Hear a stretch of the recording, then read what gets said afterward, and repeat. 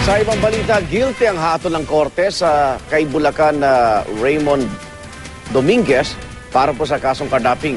Ito ang kauna-unang desisyon ng korte laban kay Dominguez na pinuno umano ng kilabot na Dominguez Kidnapping Group. Darito ang report.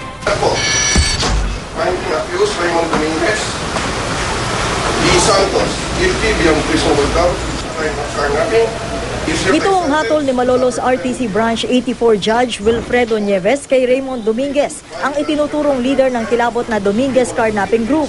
Kaugnay ito ng kasong paglabag sa Anti-Kidnapping Act matapos umanong agaw ni Dominguez ng Black Toyota Fortuner noong January 2010 sa Marilao, Bulacan, kasama ng dalawang di pa nakikilalang suspect.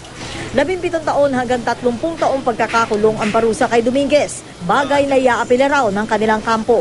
Can have possibly favorable result and reversal of this court's decision.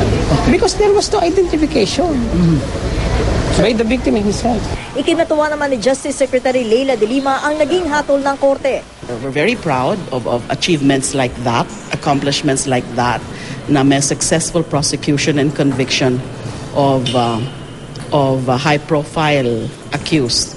Ito ang kauna-unahang desisyong ibinaba ng anumang korte laban kay Dominguez na nahaharap din sa mahigit 10 iba pang kaso. Kabilang dyan ang malagim na pagpatay sa car dealers na sina Venson Evangelista at Emerson Lozano. Nakapwa natagpo ang sunog ang katawan sa magkahiwalay na mga lugar sa Nueva Ecija at Pampanga, Enero ng nakaraang taon. Iniutos din ng Malolos RTC ang paglilipat kay Dominguez sa New Bilibid Prison mula sa Camp Bagong Diwa.